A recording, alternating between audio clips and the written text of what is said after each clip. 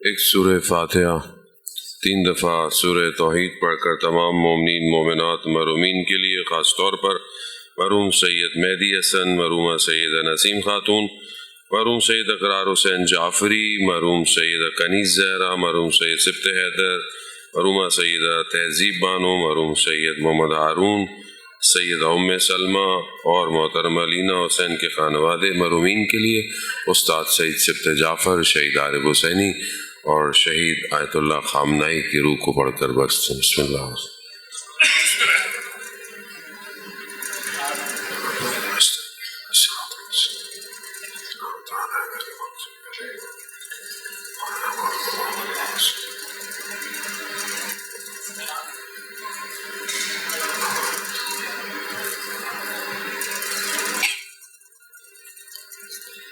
امام زمانہ کی سلامتی کے لیے بلند تر صلوات۔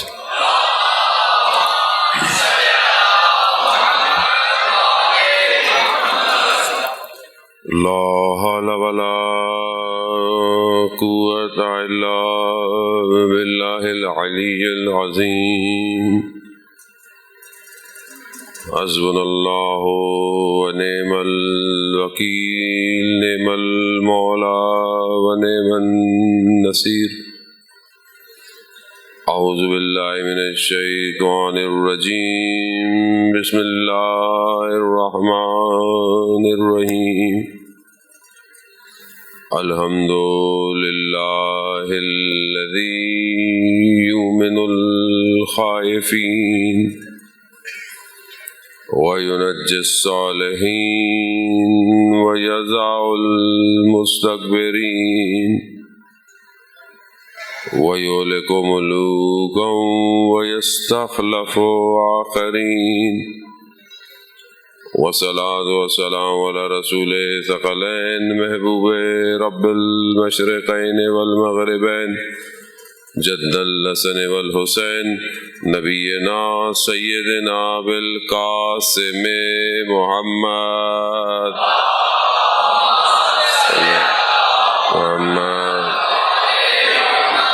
وعلى آلہ الطیبین الطاہرین المعصومین، لا سیما بقیت اللہ فی الارضین، روحی وارواحنا لتراب مقدم الفدا، ولعنۃ اللہ علی اعدائہم اجمعین۔ بسم اللہ الرحمن الرحیم۔ رب اشرح لی صدری ویسر لی امری واحلل عقدۃ من لسانی یفقہوا قولی، اما بعد فقد قال سبحانہ وتعالی فی کتاب الحکیم والقرآن المجید، الا بذکر اللہ تطمئن القلوب۔ صلوات بھیج دے محمد والا۔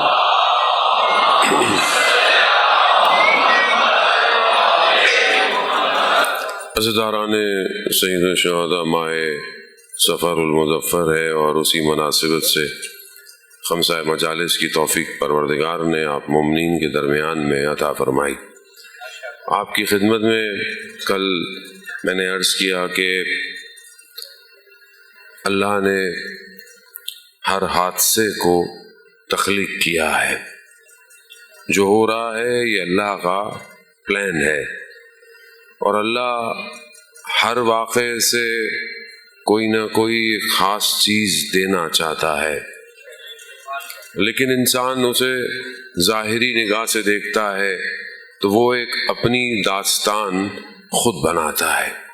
جو حادثہ ہوتا ہے، جو اس کو نظر آتا ہے، وہ اس سے جو اس کو سمجھ میں آتا ہے وہ کرتا ہے، اور ایک داستان شیطان ہے جو طراحی کر رہا ہے۔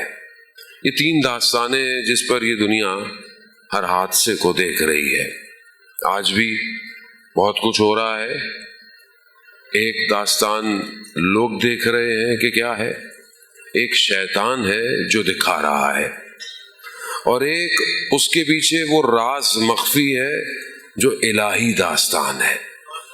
اب ہمیں بہرحال اپنے آپ کو اس قابل کرنا ہے کہ ہمیں روایت الہی سمجھ میں آئے کہ اللہ کیا کہنا چاہ رہا ہے۔ ہر حادثہ، کل میں نے بڑا خلاصہ اور بڑی تیزی سے میں بڑھتا ہوا آپ کی خدمت میں آیا اور آگے پہنچا. تو یہ بہت ضروری کیوں ہے؟ دیکھیں کیونکہ اللہ نے انسان کو خلق کیا ہے اور اللہ کی یہ بہت بہترین کریشن ہے انسان. اللہ خلق کر کر کہہ رہا ہے تبارک اللہ احسننی، خود افتخار بھی کر رہا ہے کہ میں نے انسان کو کتنا بہترین بنایا.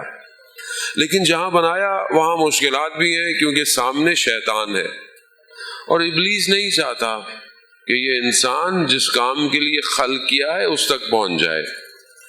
اب مشکل کیا ہے ابلیس کو، پرابلم کیا ہے ابلیس کو؟ حالانکہ وہ بھی توحید پرست ہے، اللہ کو مانتا ہے، اللہ کے ماننے سے انکار نہیں کر رہا، قیامت کا بھی اس کو یقین ہے، ساری چیزیں اس کو پتا ہے. لیکن بس اس کی ایک مشکل ہے، وہ ایک مشکل کہ جو شاید ہو سکتا ہے اس نے تمنا یا آرزو کی ہو وہ اسے نہیں ملا، اور وہ ایک چیز جو خاص چیز ہے جب بھی کسی کو ملی ہے اس کے مقابلے میں ابلیس آیا ہے. اور یہی سلسلہ آج تک جاری اور ساری ہے. یہ سب باقی جو کچھ ہے یہ سب مادہ ہے، یہ چھوٹی چھوٹی سی سٹوریز ہیں، چھوٹے چھوٹے سے پیچز ہیں، یہ دنیا میں ہو رہے ہیں. اصل داستان حجت خدا اور ابلیس کا مقابلہ ہے، اور یہی ہر دور میں ہوا ہے اور یہی ہر دور میں ہوتا چلتے. ہم اس دور میں آ گئے ہیں کہ جہاں پر جو ہے وہ حجت خدا پردہ غیبت میں ہے، اور شیطان کو پتا ہے، ابلیس کو پتا ہے. جیسے میں نے کل آپ کی خدمت میں بتایا کہ فرعون کو کس نے بتایا کہ ایک بچہ پیدا ہونے والا ہے کہ جو تمہاری حکومت کو الٹ دے گا؟ کسی نے تو بتایا اس کو.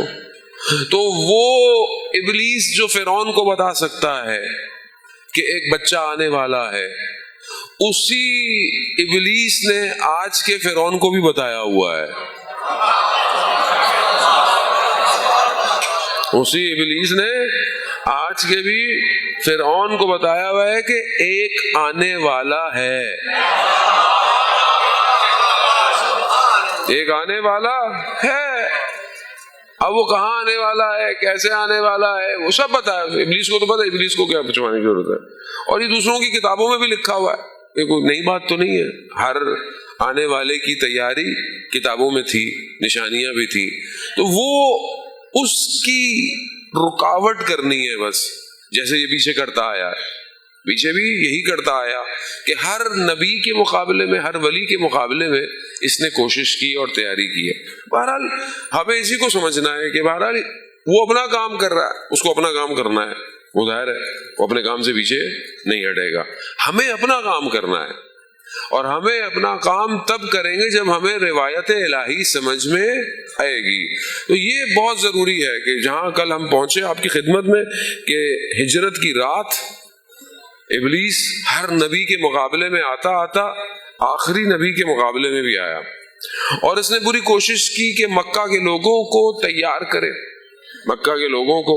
اور جب وہ تھک گئے، ہار گئے اپنی ساری پلاننگ سے، تو آخری جو حربہ ہے وہ ٹیررزم کا ہے کہ بھائی ختم کر دو.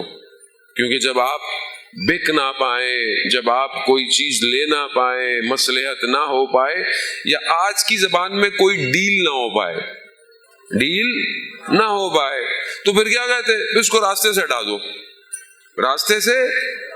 اب یہی مکہ والوں نے سوچا اب راستے سے ہٹا دو، لیکن اب انہیں پتا نہیں تھا کہ اب ایسا راستہ بننے والا ہے کہ جسے صراط مستقیم کہتے ہیں،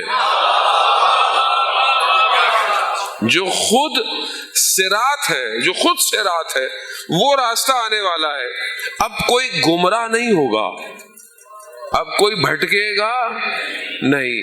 یہ وہی راستہ تھا، یہ وہی نظام ہے. اس لیے میں بہت بار اس بات کی تکرار کرتا ہوں کہ فرقہ نہیں ہے، خدا کے لیے فرقے واریت میں مت پڑے، فرقے میں انسان کو مت، ایندھن ہے فرقہ امت کو جلانے کے لیے. فرقوں سے باہر آ جائیں، نظام الہی کو پہچانے. جو بیان ہو رہا ہے یہ کوئی تاریخی داستان نہیں ہے، قرآن ہے، قال رسول اللہ ہے، جو بھی ہے وہ قال رسول اللہ ہے. اور قرآن کہتا ہے کہ رسول اپنی مرضی سے کچھ نہیں کہتے، جو کہتے ہیں اللہ کی مرضی سے کہتے ہیں. تو اب یہ انسانیت کی بقا تھا جو بستر پیغمبر پہ سو رہا تھا. انسانیت بقا ہے، یہی ہے جو بچائے گا، یہی ہے جو ہر دور میں تمہیں لے کے چلے گا. اس کو سمجھو. مگر ہم نہیں سمجھ پائے نا، ہم نہیں سمجھ پائے. اور یہ آپ دیکھیں کہ نہج البلاغہ کی جو شرح لکھی ہے، اور وہ جو شرح ہے وہ خود معتزلی ہے جو اس نے شرح لکھی ہے سب سے زیادہ، وہ یہی کہتا ہے کہ امام علی کے دوستوں نے جان کے خوف سے علی کے فضائل کو چھپایا، اور دشمنوں نے بغض کی وجہ سے علی کے فضائل کو چھپایا. مگر اس کے باوجود بھی اگر کسی کے فضائل سب سے زیادہ ہیں تو وہ امام علی ہی ہے.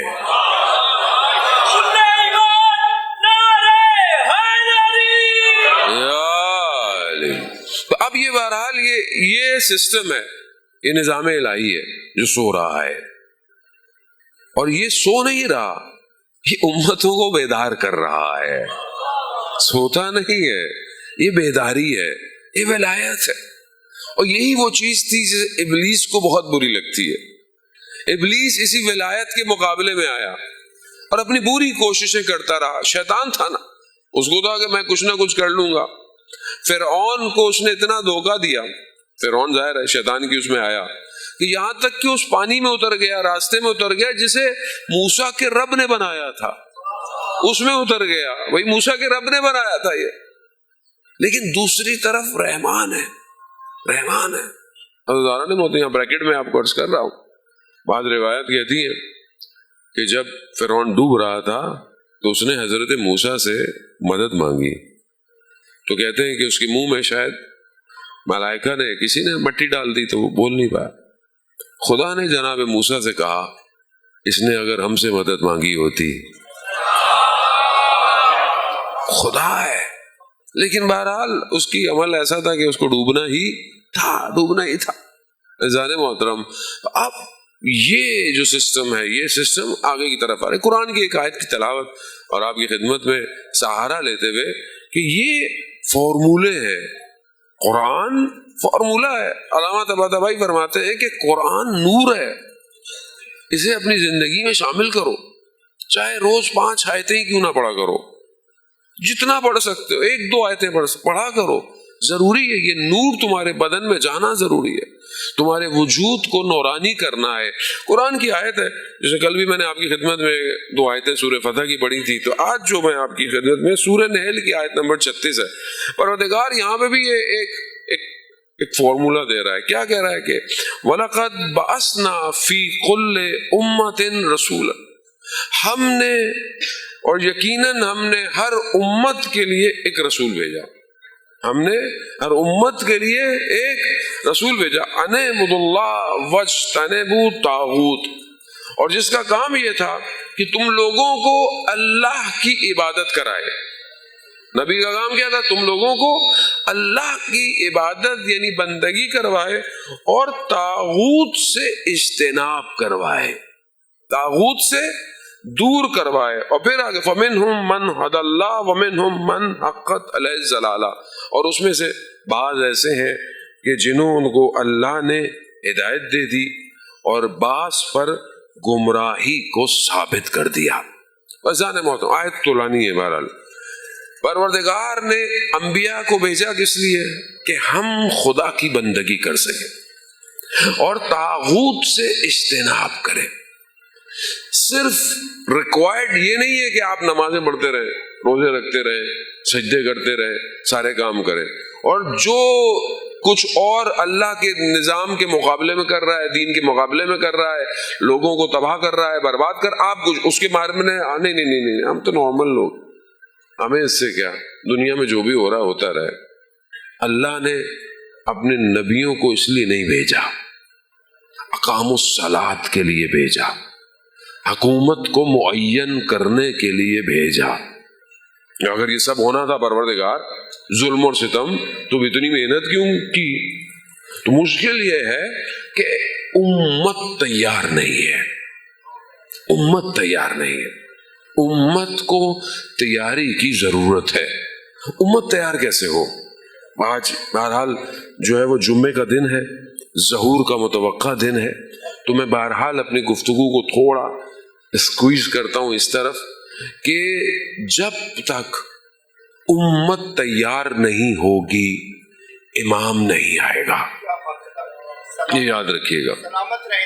کل بھی میں نے آپ کو کہا امام کو فرقے نہیں چاہیے، امام کو امت چاہیے. امت تو یہ امت کیسے بنے گی؟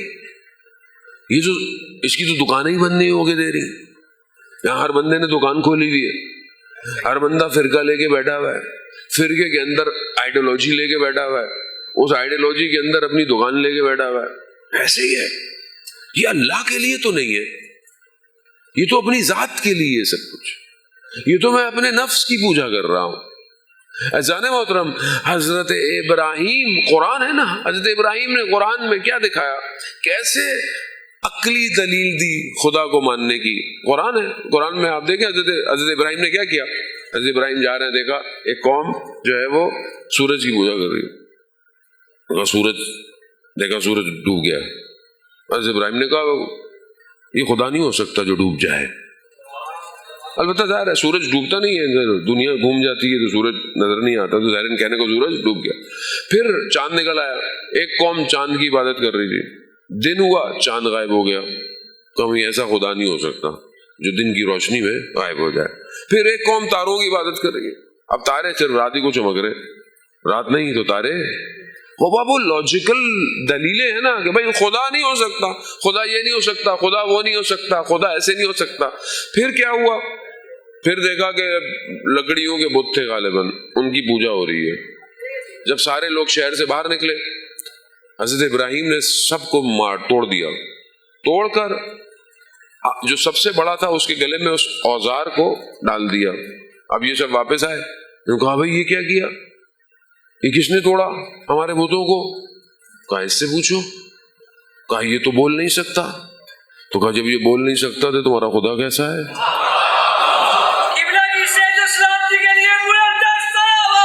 اللہم صلی علی محمد.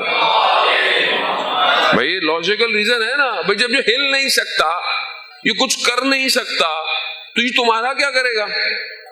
ایسے ہی ہے نا. اب اگر یہ آج کل کے دور میں، اب اگر یہ بت پتھر کے ہوں، پتھر کے، تو آپ کے سامنے کوئی بت پرست آ جائے اور وہ عقلی دلیلوں کو قبول کرتا ہو، تو اب آپ اس کو کیا دلیل دیں گے؟ مجھے آپ بتائیں. آپ کیا کہیں گے؟ بھائی پتھر ہے، پتھر کو توڑ دو. تو اپنے آپ کو بچا نہیں سکتا، اپنی جگہ سے پتھر ہل نہیں سکتا، محتاج ہے. تو یہ کچھ کر سکتا ہے؟ سامنے والا اگر صاف ہو کہتا ہاں بات تو صحیح ہے. اب اگر بت لوہے کا ہو تو کون سی دلیل ہے؟ تو بھی تقریباً یہی دلیلیں ہیں. اور بت اگر کاغذ کا ہو تو پھاڑ دو، اڑا دو، کچھ کر سکتا ہے. لیکن ہم انہی 3 طرح کے بتوں کی پرستش کر رہے ہیں. پتھر، عمارتیں، گھر، قصر، محل، جتنا بڑا اتنی زیادہ عبادت، اتنا زیادہ جھکنا، اتنا زیادہ اندر سے. یہ نا دنیا آج کیا ہے، شرک خفی کس کو کہتے ہیں؟ ایک شرک علنی ہے جس کی بالکل معافی، لیکن جو شرک خفی ہے اس کی معافی ہے. لیکن شرک خفی کیا ہوتا ہے؟ حدیث میں رات اندھیرا، سیاہ پتھر، سیاہ کیڑا نظر آئے گا. شرک خفی ایسا ہے.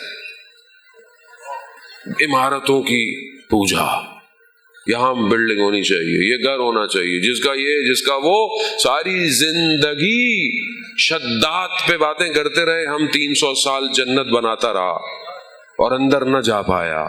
اور ہم کیا کر رہے ہیں زندگی میں؟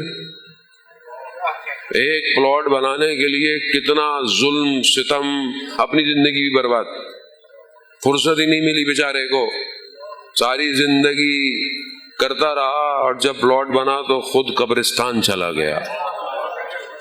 ایسے ہے لوہا جتنی اچھی گاڑی، اور آج کل تو مولانا صاحب کا جتنا اچھا پروٹوکول اتنا بڑا مولوی. ایسی ہے نا، ہم خود شکار ہیں ان ساری باتوں کو، میں آپ سے کیا کہوں، ایسی ہے. لوہا بتائے گا انسان کی قیمت کو. لوہا، آپ خود سوچیں. آپ نہج البلاغہ میں امام کیا فرما رہے ہیں؟ انسان کی قیمت اس کا ارادہ ہے. ارادہ، جو اس کا ارادہ ہے وہی اس کی قیمت ہے. اب آپ کا ارادہ کیا ہے؟ 24 گھنٹے آپ کا ارادہ کیا ہوتا ہے؟ ذہن کیا چل رہا ہے؟ یہ جو کمپیوٹر ہے یہ کیا چل رہا ہے؟ جو چل رہا ہے وہی ارادہ ہے، وہی قیمت ہے. اب یہ بتائے، لوہا بتائے گا جتنی بڑی گاڑی ہے اتنا احترام. شخصیت تو کوئی بھی نہیں دیکھ رہا نا، پرسنالٹی تو کسی کو نہیں پتا کون ہے، کس پہ آیا ہے. ایسی ہے. کاغذ سب سے بڑا بت. اب تو ڈیجیٹل ہو گیا ہے نا، بٹ کوائن، USDT، جتنا ڈیجیٹل وہی پوچھا. حرام کما رہا ہوں، حلال کما رہا ہوں، میں آن لائن کیا کر رہا ہوں، کس سے کر رہا ہوں، کون سی ٹریڈنگ کر رہا ہوں، کچھ نہیں پتا. وہ بھی ہے، میں خود بت پرست ہوں. وہ بھی ان بت پرستی میں اللہم عجل لولیک الفرج کدھر آئے گا؟ کس کے پاس آئے؟ عزیزان محترم، امت عقل سو جائے امام نہیں آئے گا. آج امام کے لیے عقل کو رشد دینا پڑے گا. یعنی آخری زمانے کی روایت ہے عزیزان محترم، امام جعفر صادق علیہ الصلوۃ والسلام ارشاد فرماتے ہیں، اللہم صلی علی محمد. امام ارشاد فرماتے ہیں کہ یعنی آخری زمانے میں جو لوگ واقعاً امام کے لیے ہوں گے وہ اس مقام پر پہنچ جائیں گے گویا وہ امام کا مشاہدہ کر رہے ہیں، امام کو دیکھ رہے ہیں. وہ انتظار نہیں کر رہے امام آئیں گے تو ہم بہتر ہوں گے. تو اس بات کو سمجھنے کی کوشش کریں کہ یہ جو سسٹم ہے ولایت کا، یہ انسانیت کی بقا کا سسٹم ہے، یہ کسی فرقے کا سسٹم نہیں ہے. اب آپ بولیں گے بھائی کیسے امام کا انتظار کریں؟ اور امام کا انتظار کرنے کے لیے صرف مٹھائی تھوڑی بٹے گی. امام کا انتظار کریں گے تو اور ہر فرقے میں، چاہے اہل سنت ہو چاہے شیعہ ہو، ایک امام ایک ہی ہے. سنن ابن ماجہ، ترمذی، صحیح بخاری، صحیح مسلم، احمد حنبل، سب کے اندر متواتر یہ روایت ہے. اور روایت کس سے؟ حضرت محمد مصطفیٰ صلی اللہ علیہ وآلہ، اللہم صلی علی محمد. امام رسول خدا ارشاد فرماتے ہیں کہ اگر قیامت میں ایک دن رہ جائے گا تو اللہ اس دن کو طولانی کر دے گا اور اس میں اس کو بھیجے گا جو میرا ہم نام ہوگا اور میرے خاندان سے ہوگا، اور وہ دنیا کو عدالت سے بھر دے گا جس طرح وہ ظلم اور جور سے بھری ہوئی ہوگی. آج دنیا کیسی ہے؟ آج دنیا کیسی ہے؟ آپ کے سامنے وہ کون لوگ تھے مولانا صاحب، یقین نہیں آتا. کون لوگ تھے؟ مسلمان تھے جو نواز رسول کو مار دیا. مسلمان تھے وہ لوگ، نہیں آتا نا یقین لوگوں کو. تو کیسے ہو سکتا ہے؟ یہ کون لوگ ہیں جو 22,000 فلسطین کے بچے مر گئے؟ اور یہ کون لوگ ہیں جو کبھی کبھی مائک میں آ کر بولتے ہیں کہ یہ کیا ہو رہا ہے، یہ مسلمان ملک پہ حملہ ہو رہا ہے؟ تو اس وقت زبان کیوں نہیں کھل رہی کہ جب یہ مسلمان ملک ان کو گلے لگا رہا ہے جو مسلمانوں کے گلے کاٹ رہے ہیں؟ تو کیسے بولے؟ ریال اور دھرم بول رہا ہے، کیسے بولے؟ اصل مسلمان ہے ہی نہیں. وہ کیسے مسلمان تھے جنہوں نے تلواریں بیچ دی اپنی سونے کے بدلے ابن زیاد کو؟ یہ کیا ہے؟ وہ نہیں سمجھ میں آ رہا. نہیں عقل سوچ، عقل کو عقل ہی نہیں ہے. عقل اگر ہو تو ہی اشرف المخلوقات ہے. عقل نہیں ہے تو اصل مسلمان نہیں ہے، اصل انسان نہیں ہے اگر عقل نہ ہو تو. وہ یہی تو فرق ہے. انسان میں فرق کیا ہے؟ پروردگار نے حضرت آدم کو خلق کیا، روایت ہے جان محترم، پروردگار نے حضرت آدم کو خلق کیا اور خلقت کے بعد حضرت جبرائیل کو 3 چیزیں دی اور کہا یہ آدم کو پیش کرو اور کہو تینوں میں سے ایک پسند کرے. حضرت آدم کے پاس حضرت جبرائیل لے کر آئے. کیا لے کر آئے؟ پہلا عقل، دوسرا دین، تیسرا حیا. کہا تینوں میں سے ایک انتخاب کرے. حضرت آدم نے عقل کا انتخاب کیا. حضرت آدم نے عقل کا انتخاب کیا. حضرت جبرائیل نے دین اور حیا سے کہا کہ بھائی اب آپ جا سکتے ہیں. تو دین اور حیا نے کہا کہ ہمیں پروردگار نے کہا ہے کہ جہاں عقل ہوگی دین بھی وہیں ہوگا.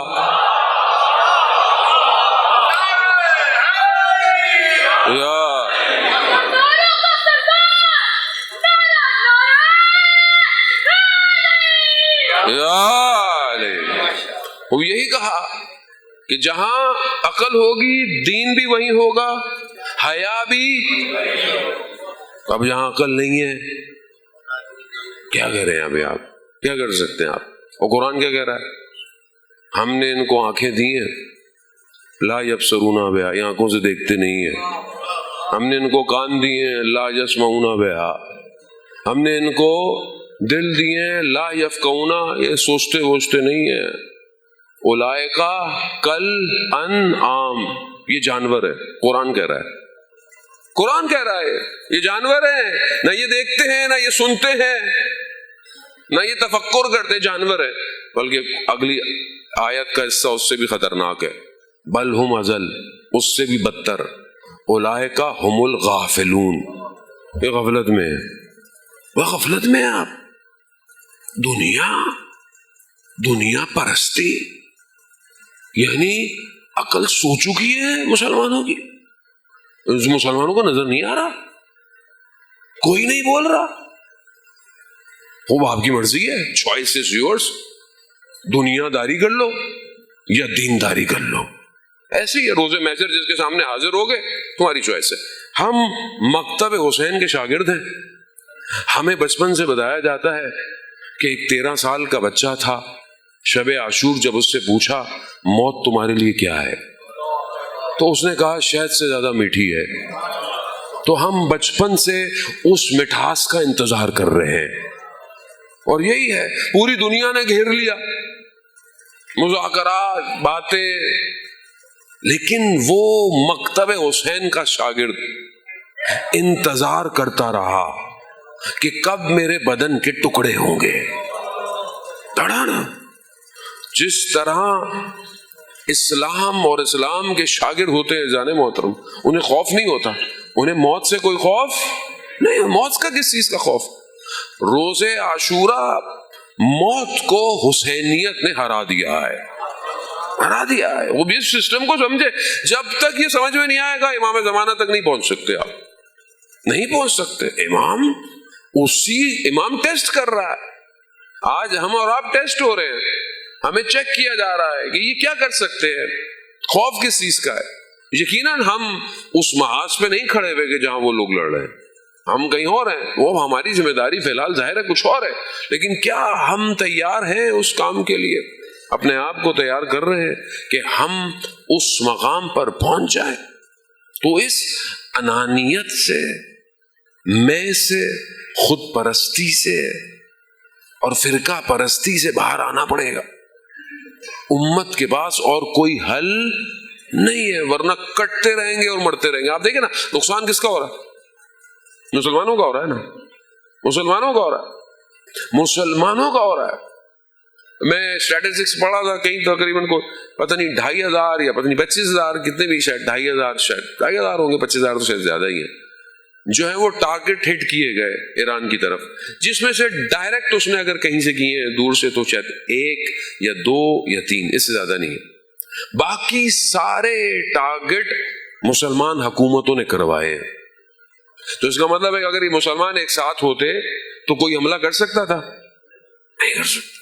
آپ کے سامنے کیونکہ ہمیں اللہ کا خوف نہیں ہے، ہمیں خوف اپنی ظاہری زندگی کا ہے اور دنیا کا۔ اب آپ کو میں بہرحال اپنے آخری مرحلے کی طرف لے کے جاؤں کہ امام کو پہچاننا، امام زمانہ کو پہچاننا بہت ضروری ہے۔ جمعے کا دن ظہور کا متوقع دن ہے۔ اللہم صلی علی محمد۔ اذان محترم، اب یہ گھبراہٹ کہ بھئی کیسے آئیں گے، امام کیسے ہوگا، اتنا بڑا دنیا دشمن اور یہ سب ہوتا ہے نا ذہن میں، کیسے ہوگا کیسے ہوگا۔ اذان محترم، پہلی تو چیز یہ ہے کہ سب سے پہلے اپنے آپ کو تیار کریں، اپنے نفس کی تربیت کریں۔ جب تک آپ اپنے آپ کو پاکیزہ قرار نہیں دیں گے باطن سے، آپ امام تک نہیں پہنچ سکتے، کیونکہ جو سب سے بڑی رکاوٹ ہے انسان کی وہ اس کا نفس ہے، اس کی خواہشات ہیں، اس کی آرزو، اور یہی اس کو روک دیتی ہیں۔ بڑے بڑے شخص کو اسی نے روکا ہے۔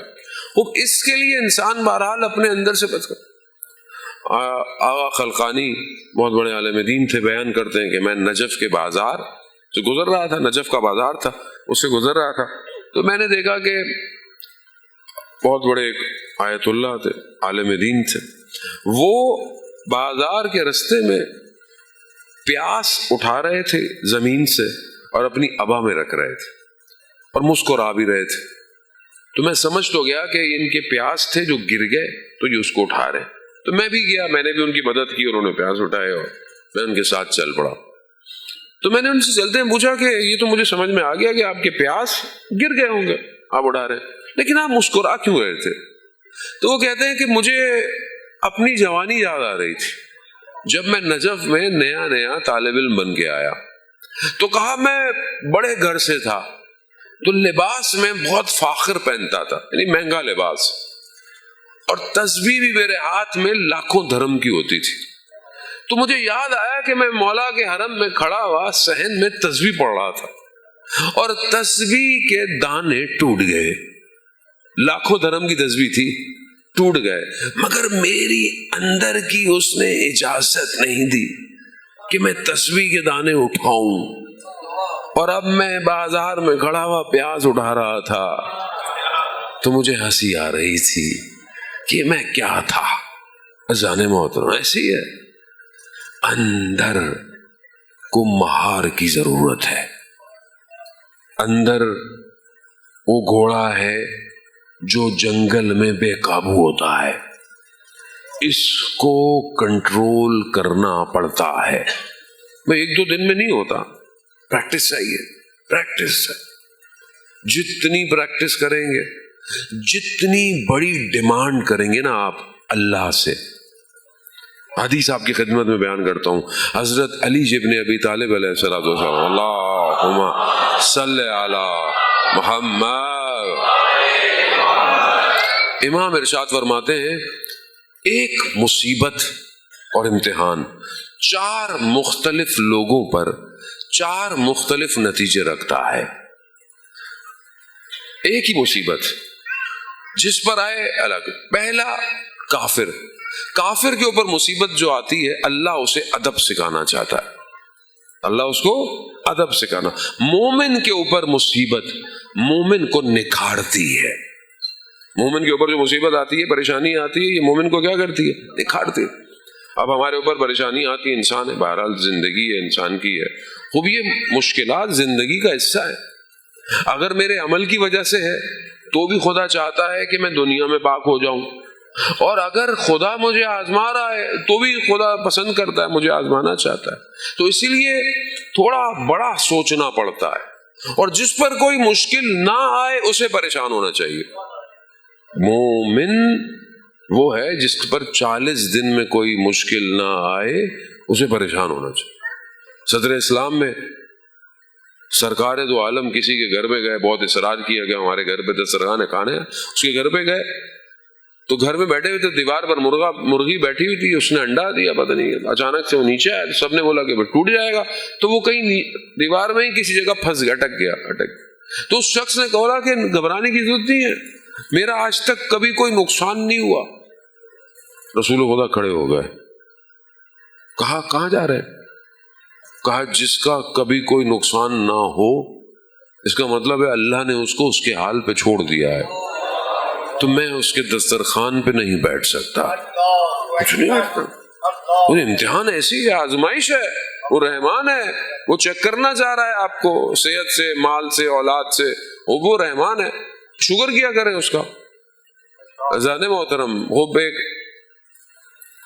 نیریٹر بتا رہے تو اوریٹر کے ایک شہر میں ایک 6 سال کی بچی بیمار ہوئی، ڈاکٹر کے پاس ماں باپ لے کر آئے، ڈاکٹر نے بولا کہ بھی ہم چیک کر رہے ہیں، آپ کل آئیے گا۔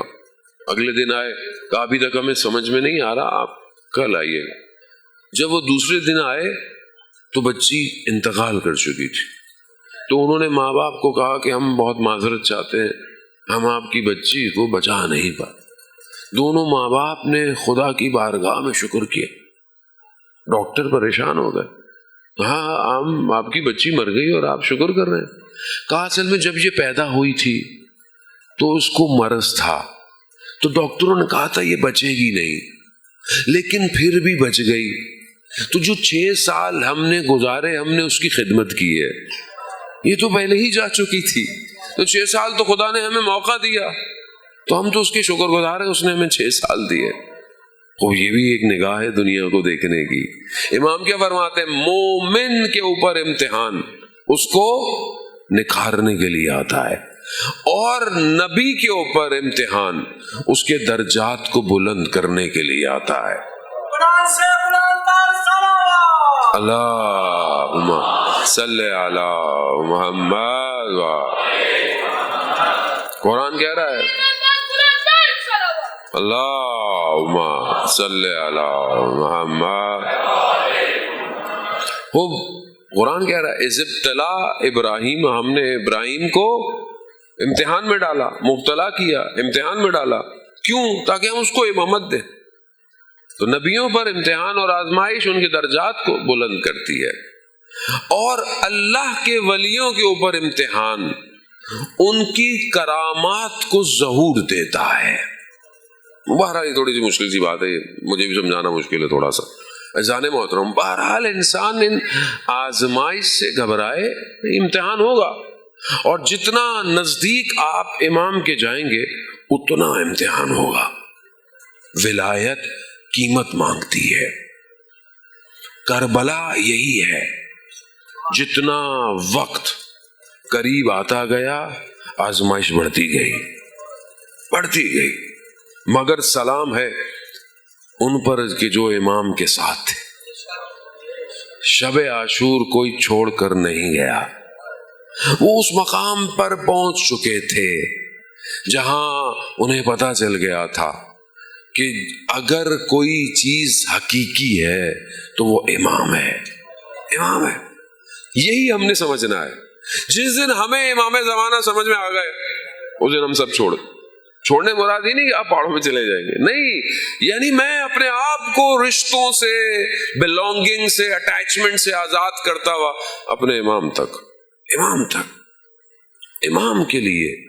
جانے محترم، ایک طالب علم کہتا ہے نجف میں رات کی تاریکی میں گریا، رو رہا ہے، بولا تھک گیا ہوں، میں کب آپ کو دیکھوں گا۔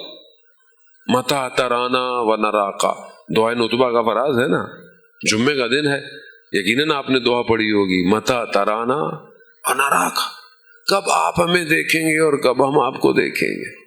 تو وہ طالب کہتا ہے میں رات کو کہا مولا میں تھک گیا، نہیں برداشت ہوتا۔ اسی حالت میں روتا روتا مولا امیر کے حرم میں چلا گیا، وہاں زیارت کی، بیٹھا رہا، نہ جانے کس حال میں نجف کی گلیوں میں ادھر ادھر۔ اچانک سے ایک گلی میں دیکھا کہ ایک جوان جس کا چہرہ بڑا نورانی ہے وہ سامنے آ گیا۔ کہا کیوں رو رہے ہو؟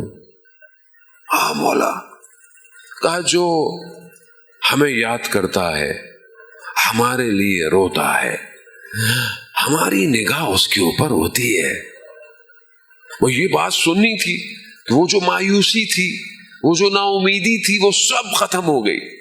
دل ایسے جیسے بیدار ہو گیا، اور جیسے اپنے ذرا سے ہوش میں آیا دیکھا امام نہیں ہے، اب شوق میں رونے لگا۔ جانے محترم، خوب مایوسی کیسی، نا امیدی کیسی، جن کا صاحب زندہ ہو انہیں کیا پریشانی ہے؟ اور یہ جو سب ہو رہا ہے آپ کیا سمجھ رہے ہیں یہ سب خود ہو رہا ہے؟ کیسے ہو سکتا ہے کہ جو امام کے لیے اپنی جان قربان کر رہا ہو امام اس کو کچھ نہیں کرے؟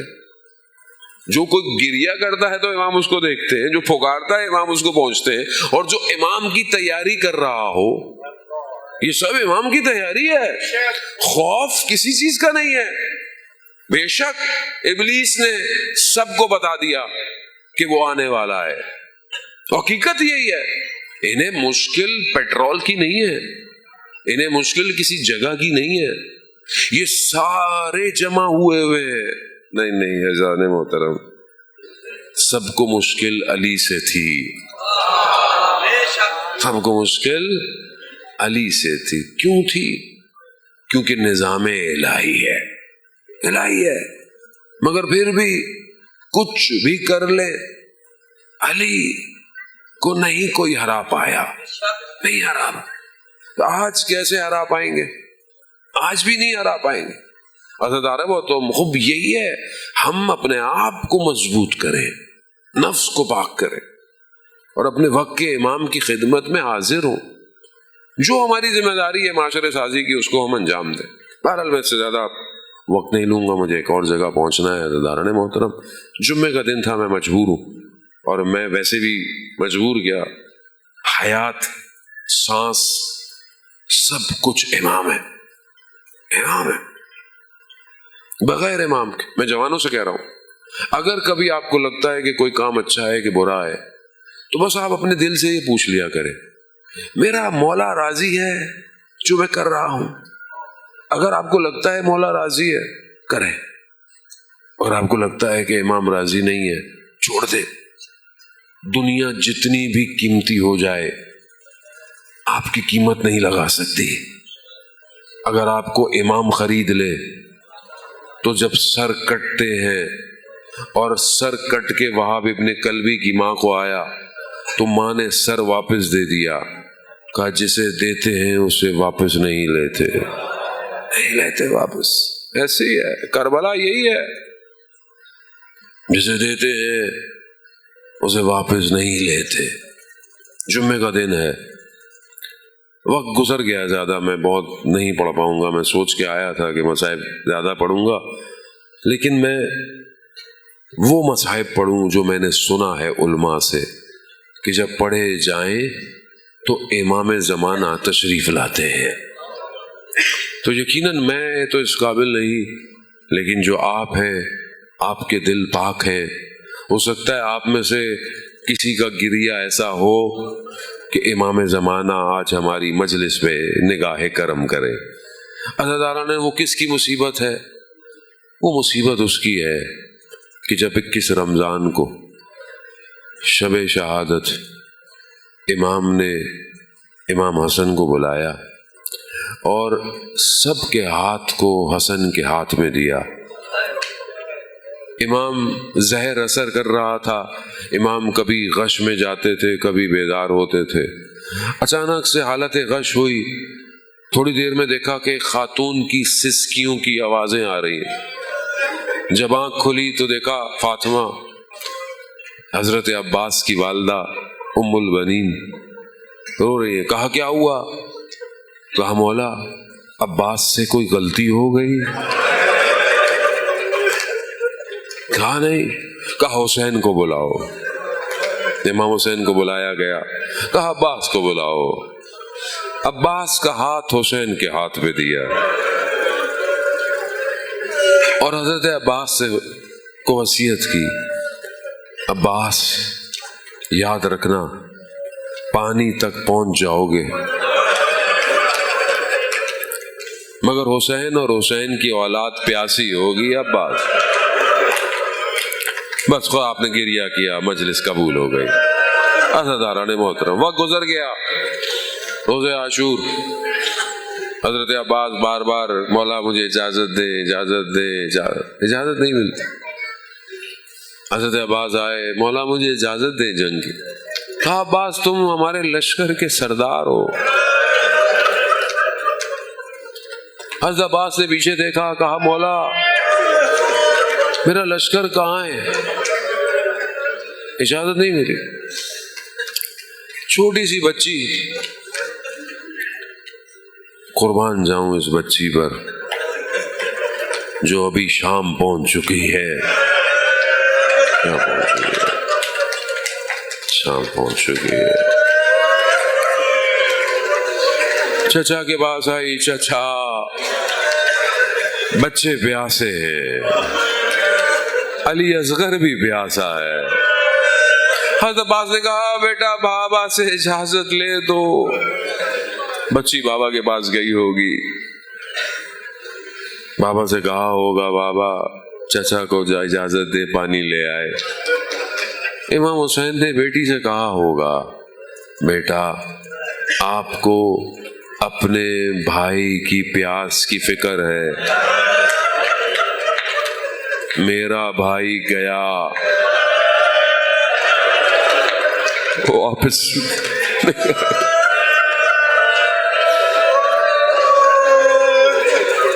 جاؤ عباس، نہ جانے کس دل سے کہا ہوگا جاؤ عباس جاؤ پانی لاؤ. جانے لگے. کہا عباس رکو،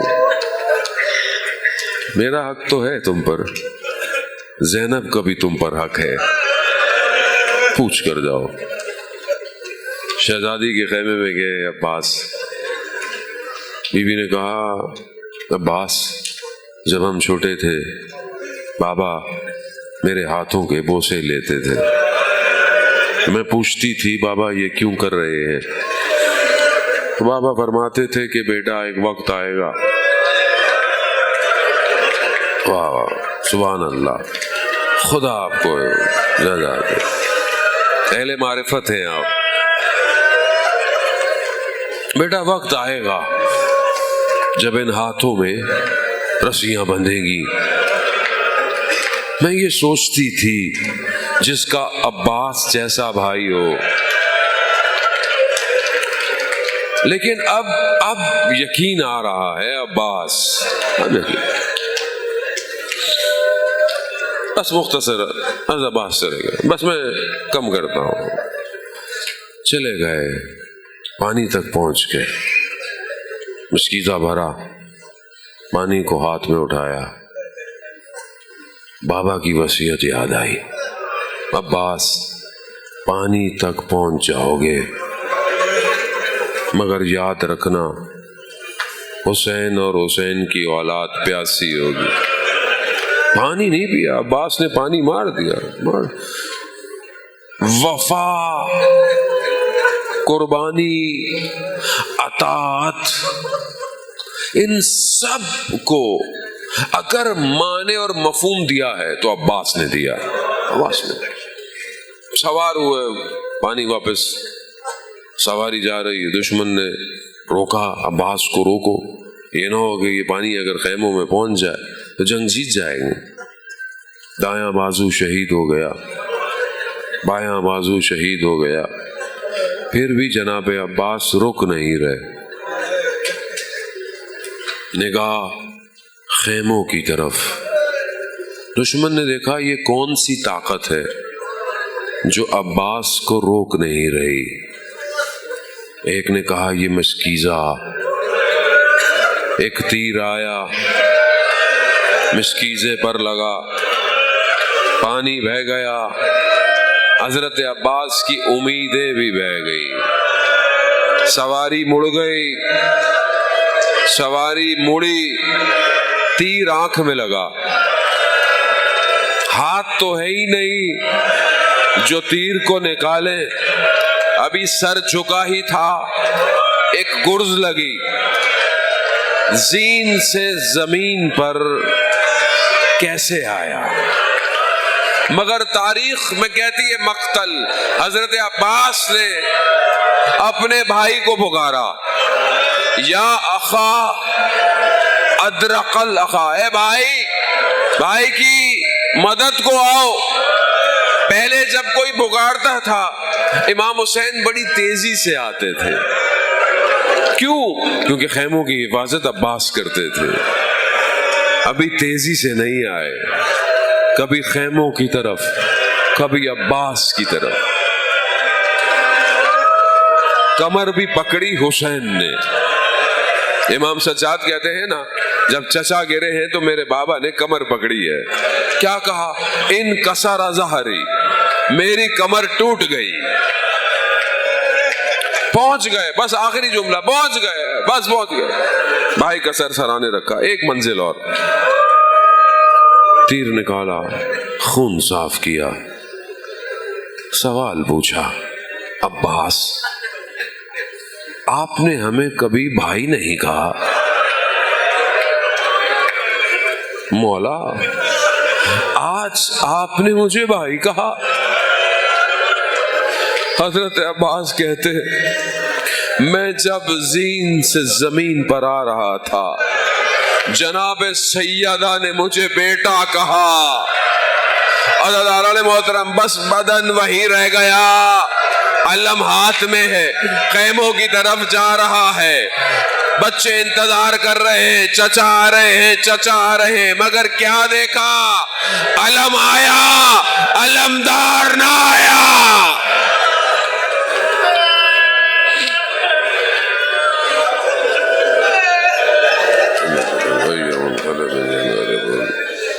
علمدار نہ آیا، علمدار نہ آیا، علمدار نہ آیا. آیا ہے علم اور علمدار نہ آیا. آیا ہے علم اور علمدار نہ آیا.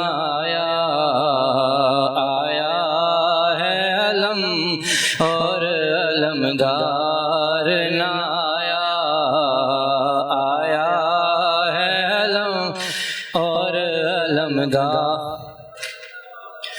دریا سے دل حیدر کرار نہ آیا. آیا ہے علم اور علمدار نہ آیا.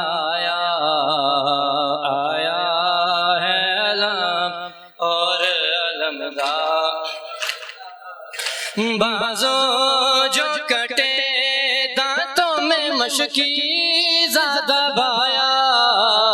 بازو جو کٹے دانتوں میں مشکی زیادہ بایا. جب مشک چھدی پھر وہ حیادار نہ آیا. آیا ہے علم اور علمدار نہ آیا. آیا ہے علم اور علمدار. آیا ہے علم اور علمدار. ہر لاش پہ بھائی کا مددگار تھا غازی. ہر لاش پہ بھائی کا مددگار تھا غازی. بعد اس کے کوئی شہ کا مددگار نہ آیا. آیا ہے علم اور علمدار نہ آیا. آیا ہے علم اور علمدار نہ آیا. آیا ہے علم. جب تک وہ رہا چادر زینب کا محافظ، جب تک وہ رہا چادر زینب کا محافظ، خیمے کی طرف کوئی ستمگار نہ آیا. آیا ہے علم اور علمدار نہ آیا. آیا ہے علم اور علمدار نہ آیا. آیا ہے علم. بازو تھا جو شابیر کا بے بازو ہوا وہ، بازو تھا جو شابیر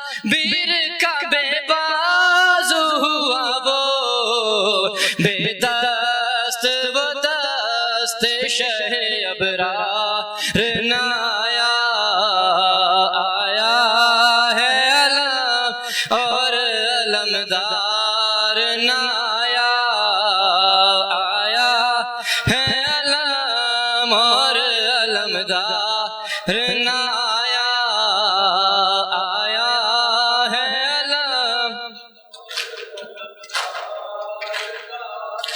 جس وقت تماچے لگے بولی سکینہ، جس وقت تماچے لگے بولی سکینہ، کیا مجھ پہ چچا جان تمہیں پیار نہ آیا، آیا ہے علم اور علمدار نہ آیا، آیا ہے علم اور علمدار نہ آیا، آیا۔